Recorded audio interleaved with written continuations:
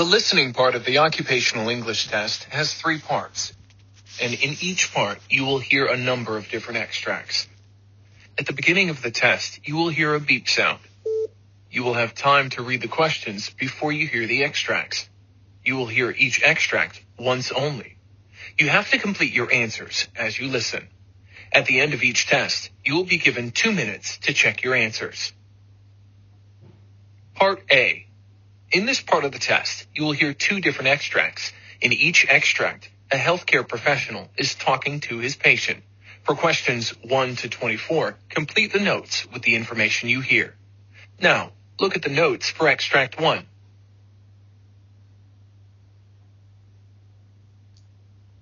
Extract 1. Questions 1 to 12.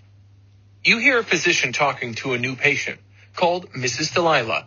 For questions 1 to 12, complete the following notes with a word or short phrase. You now have 30 seconds to look at the notes.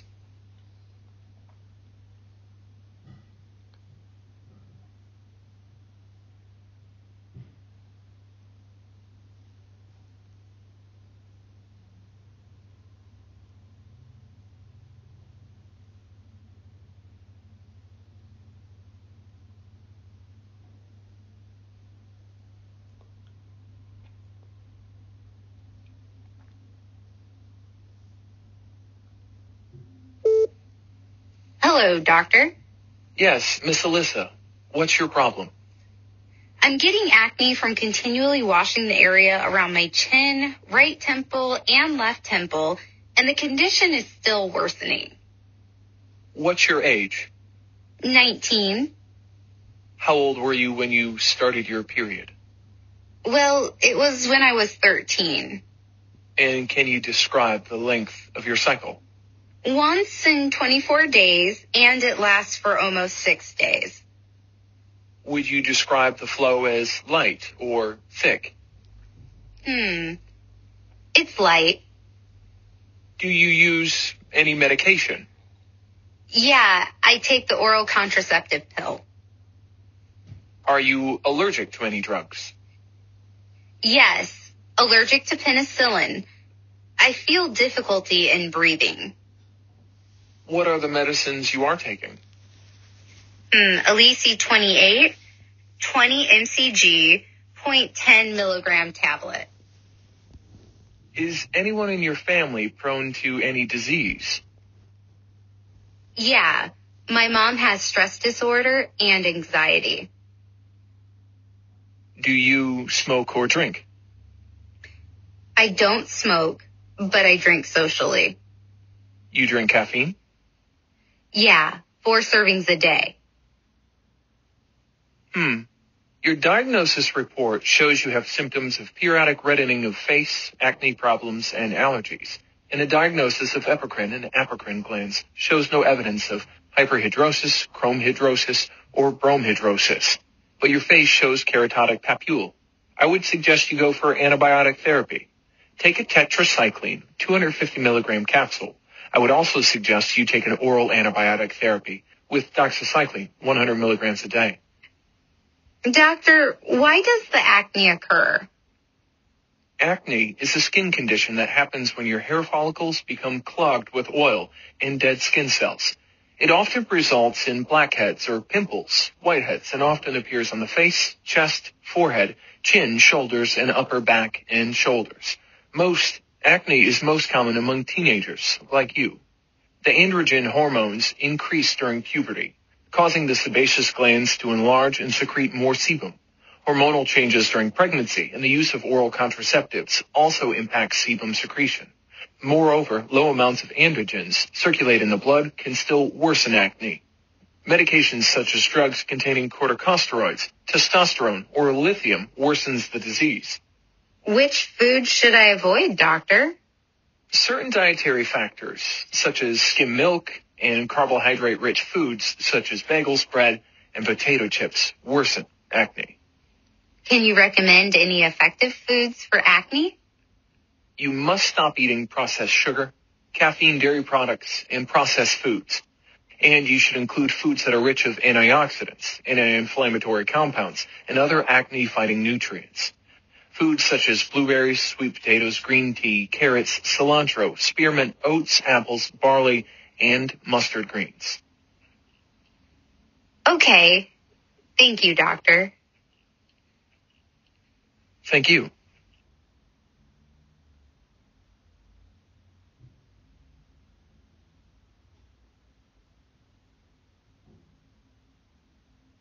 Extract 2.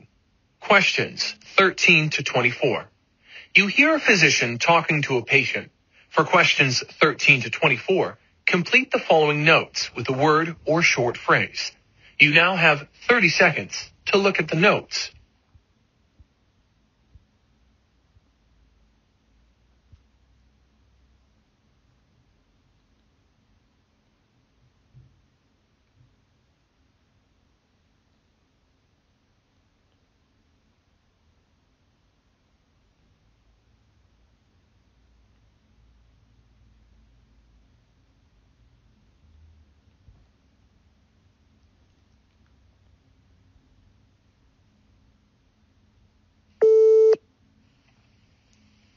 Good morning.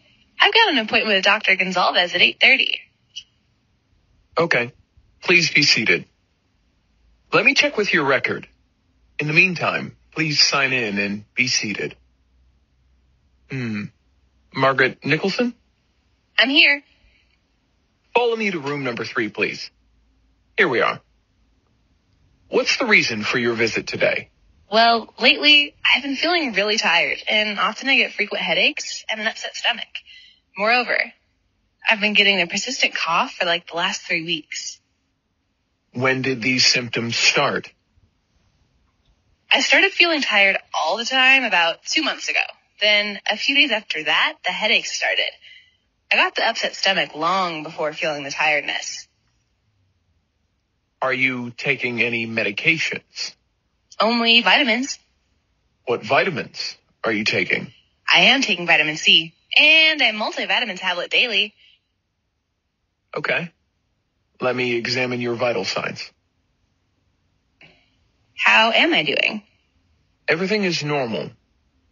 No high temperature, and your blood pressure is also normal. Please wait for a moment here. Thank you, doctor. I see here that you have started feeling tiredness 2 months ago, and then frequent headaches. You're also suffering with an upset stomach and a persistent cough. Did you run a fever as well? No, doctor. Let me perform a quick physical checkup. Take a deep breath, hold your breath for a moment, and exhale. Repeat this again. Have there been any changes in your diet or your weight recently?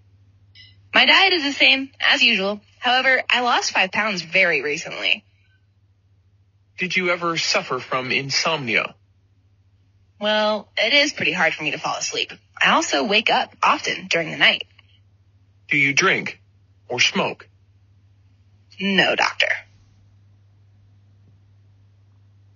Well, recently, the ownership has changed, and I had to work a lot of overtime at late hours, even during the weekends. I think you are suffering from pneumonia. Other than that, I do not see any other problem. The reason could be probably the stress at your workplace that causes headaches, upset stomach, and sleeplessness. For now, try to relax yourself and start doing exercises. Meet me again after you receive all the medical diagnosis reports. I'm going to prescribe medicines for bacterial pneumonia. Are you allergic to any medicine? Not to my knowledge. I want you to do a blood test and urine test to identify the bacteria Streptococcus pneumoniae and Legionella pneumophila. Is it something serious, doctor? Not at all. I doubt that could be bacterial pneumonia. Take levofloxacin, 750 milligrams orally, every 24 hours for 7 to 14 days. I want to know my cholesterol level. When will I get the medical reports, doctor? You will get the medical results in 2 weeks. Don't stress yourself. Everything will be okay.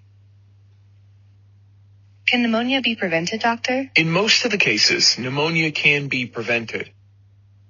You can have a vaccine to defend against pneumonia once you get all these medical investigation reports. I would suggest Prevnar 13 pneumonia vaccine. That is very effective against 13 types of bacterial pneumonia.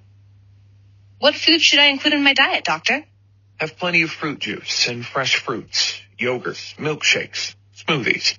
Eat plenty of full cream milk or yogurt, or even ice cream, with light meals of lean meat, fish, or eggs, and cooked vegetables. Thank you, doctor. You are welcome.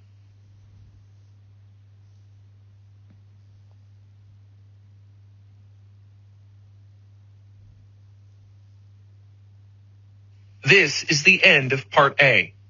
Now, look at Part B.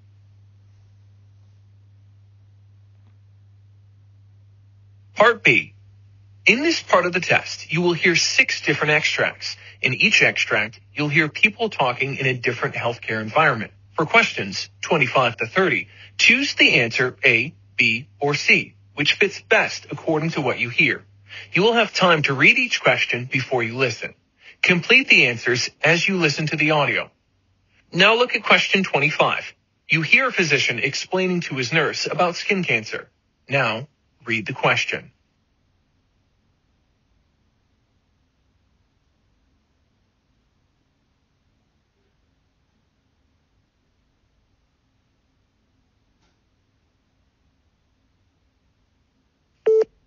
Skin cancers are caused by the abnormal cells that are capable enough to invade and spread to other parts of the body. Generally, skin cancers are classified as melanoma or non-melanoma skin cancers, such as basal cell carcinoma and squamous cell carcinoma, in addition to less common types of tumors, such as Merkel cell carcinoma, lymphomas, Kaposi sarcoma, or hair and sweat gland tumors. Skin cancer symptoms include alterations in the appearance of a mole or spot on the skin, or the developing of a new spot or lump on the skin. It may also cause symptoms and signs such as itching, skin ulcerations, scaling, swelling, or bleeding, etc.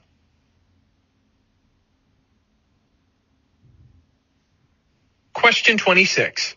You hear a physician explaining to his patient about depressive disorder. Now, read the question.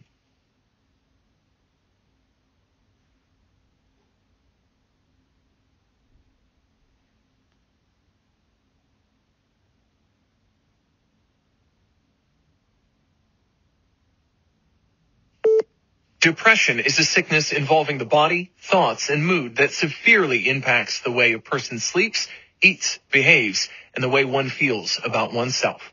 Depressive disorders are categorized by pervasive mood swings that severely affect all aspects of an individual's daily activities.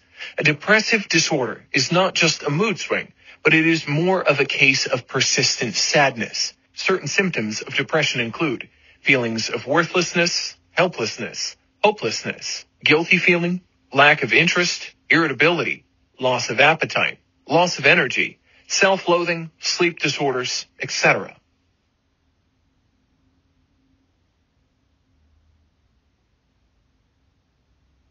Question 27. You hear the discussion of 2 doctors about the frailty score concept in age patients. Now, read the question.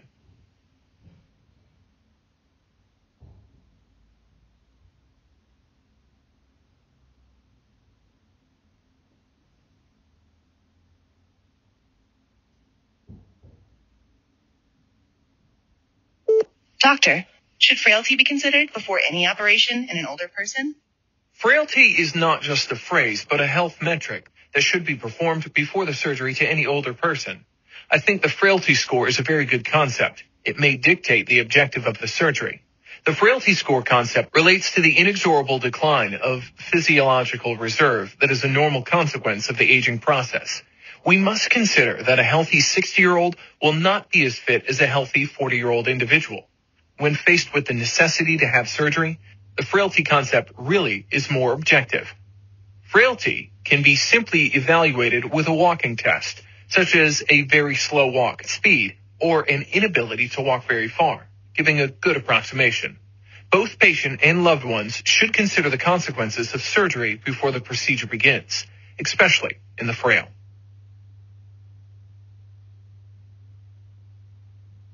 Question 28. You hear the discussion between 2 doctors about epidermolysis bullosa in children. Now, read the question.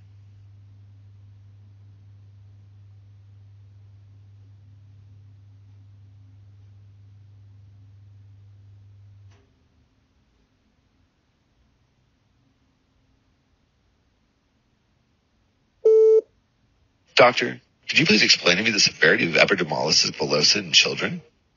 Well, epidermolysis bullosa is a rare genetic condition in children. The genes that cause epidermolysis bullosa may be present in other family members as well. There are 4 major categories of epidermolysis bullosa. In the case of epidermal bullosa simplex, there will be blistering, mainly on the hands and feet with little scarring or without scarring at all. When it becomes severe, the patient will have more widespread blistering and other severe medical conditions like blistering in the mouth and digestive tract. In the patients with milder junctional epidermolysis bullosa, there will be limited blistering that often improves with age. Patients may also have hair loss and abnormal fingernails and toenails. Children are prone to have growth and malnutrition issues. The scarring type of dystrophic epidermolysis bullosa, especially in mild cases, the blistering is primarily found on elbows, feet, and hands. When the disease becomes severe, there is a higher risk of developing skin cancer as the patient gets older.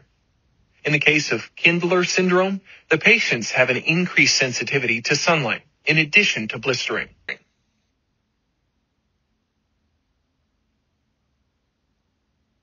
Question 29. You hear the physician briefing to his staff about Clonus disease. Now, read the question.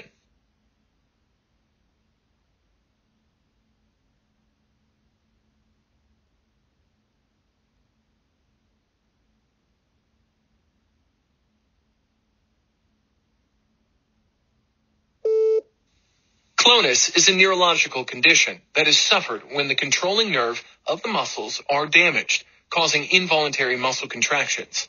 Often clonus spasms occur in a rhythmic pattern. Symptoms are very common in a few muscles such as knees, ankles, wrists, calves, jaw, biceps. Damaged nerves results in misfire, leading to muscle tightness, involuntary contractions, and pain. Clonus causes a muscle pulse for an extended period that can result in muscle fatigue.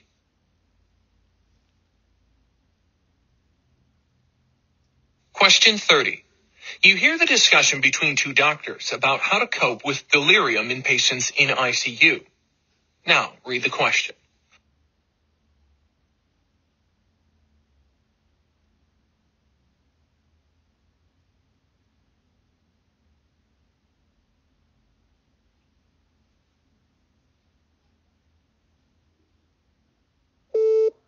Doctor, I feel that a solution should be devised to cope with delirium in patients in ICU.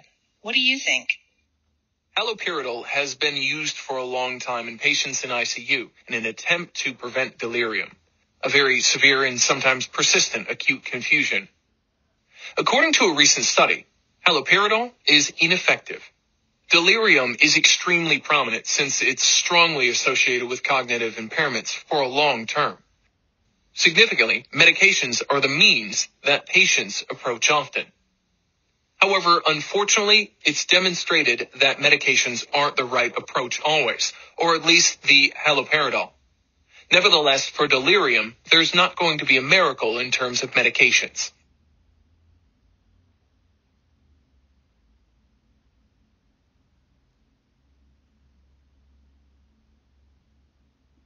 This is the end of Part B. Now look at Part C.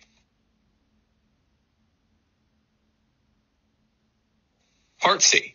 In this part of the test, you'll hear 2 different extracts. In each extract, you'll hear health professionals talking about specific aspects of their work. For questions 31 to 42, choose the answer, A, B, or C, which fits best according to what you hear. Complete the answers as you listen to the audio. Now, look at Extract 1. Questions 31 to 36. You hear the lecture given by a senior surgeon on the role of diabetes in the end-stage renal disease. You have 90 seconds to read questions 31 to 36.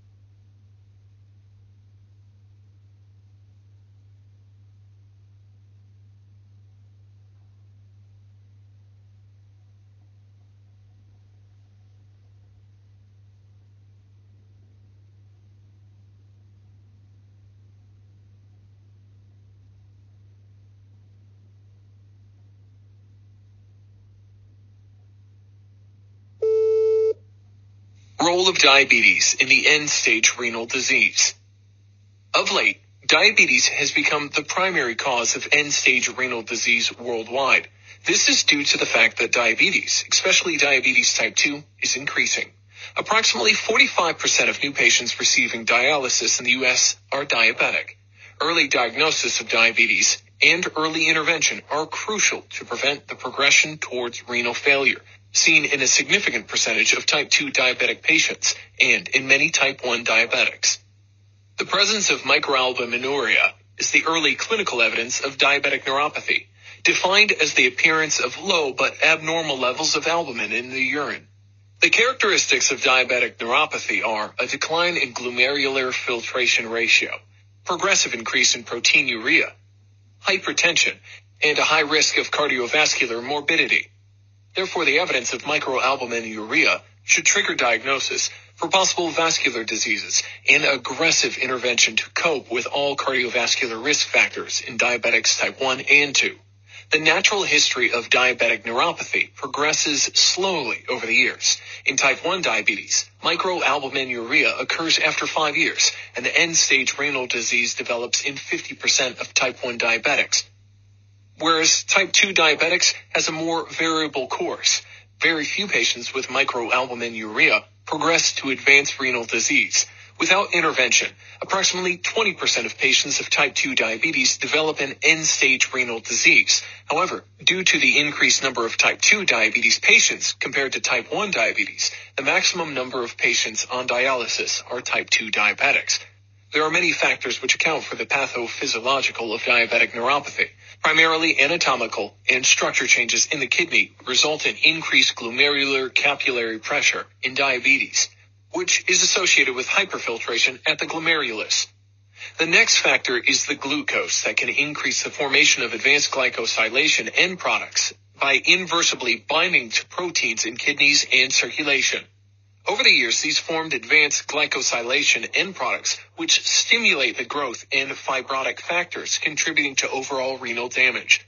Thirdly, angiotensin II contributes to the advancement of diabetic neuropathy by narrowing the efferent arteriole in the glomerulus, subsequently resulting in higher glomerular capillary pressures. While diagnosing diabetic neuropathy, early investigation of glucose intolerance and diabetes to distinguish patients who are at risk for developing microalbuminuria is suggested, especially if they have other risks for type 2 diabetes, such as lipid central obesity, abnormalities, or hypertension. Therefore, the investigation of microalbuminuria presence should be performed at diagnosis in patients with type 2 diabetes, whereas in patients with type 1 diabetes, since microalbuminuria rarely occurs with short-term type 1 diabetes, the diagnosis should begin after 5 years of disease. According to the findings, the microvascular complications develop during the pre-pubertal period of diabetes. Therefore, clinical judgment should be demonstrated when individualizing these suggestions. The object of diabetic neuropathy therapy involves multi-clinical approaches. Tight glycemic control is the keystone in the prevention and management of diabetic neuropathy. The United Kingdom Perspective Diabetes Study and Diabetes Control and Complications Trial have established that an intensive diabetes therapy can considerably decrease the risk of microalbuminuria and neuropathy development. Nonetheless, blood pressure control is another keystone in prevention and treatment, in addition to glycemic control. The significance of blood pressure control, irrespective of what agent is used, cannot be emphasized enough in diabetes, both for slow progression of neuropathy and for preventing cardiovascular morbidity. According to the recent Joint National Committee guidelines, blood pressure in diabetics is reduced to less than 130/80 mmHg. It is very crucial for doctors and patients to understand early on the 3 or more agents. Angiotensin receptor blockers or angiotensin converting enzyme inhibitors are considered first-line agents in patients with concomitant hypertension and diabetes. Diuretics might be added as a second-line agent in many cases after angiotensin blockade in diabetes. Dihydropyridines, a class of calcium channel blockers, may be considered as the third or fourth-line agents in diabetics, only after initiation of angiotensin blockade and diuretics. There are also other non-pharmaceutical suggestions, such as dietary restriction of protein intake, restrictions of protein to 0.8 grams per kilogram weight per day in patients with overt neuropathy, or even 0.6 grams per kilogram weight per day is recommended in the case of declining glomerular filtration ratio. Moreover, it is very essential to stick to a low-sodium diet in diabetic neuropathy, since many diabetics with renal disease are salt-sensitive.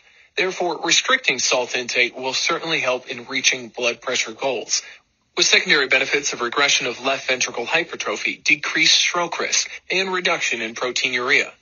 A recommended low-sodium diet of 2.3 grams daily in patients with diabetes and either hypertension or proteinuria. Moreover, avoiding nephrotoxin agents, such as radiocontrast media, nonsteroidal anti-inflammatory drugs, is highly recommended. Last but not least, annual diagnosis of microalbuminuria in diabetics will allow the detection of neuropathy at an early stage. Improved glycemic control and intensive anti-hypertensive treatment will ultimately slow down the progression of diabetic neuropathy.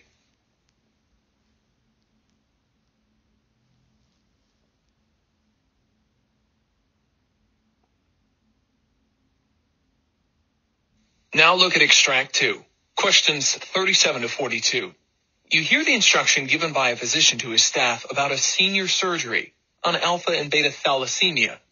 You have 90 seconds to read questions 37 to 42.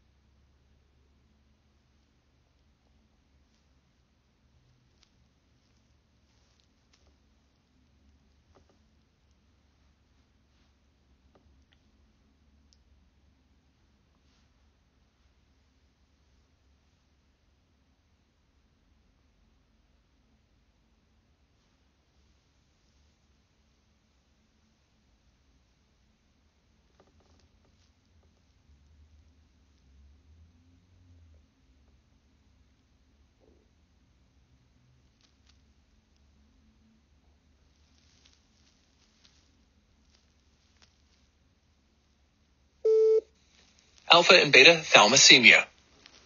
Thalassemia is a hereditary disease of the red blood cells called erythrocytes. The disease is classified as hemoglobinopathy. The genetic disorder results in the composition of an abnormal hemoglobin molecule. The blood cells are prone to mechanical injury and die easily. Many patients with thalassemia require periodic blood transfusions for their survival. The Thalamusemians are classified based on the infection chain of the globin molecule. The production of alpha globin is deficient in alpha globin thalassemia, while beta globin is defective in beta thalassemia.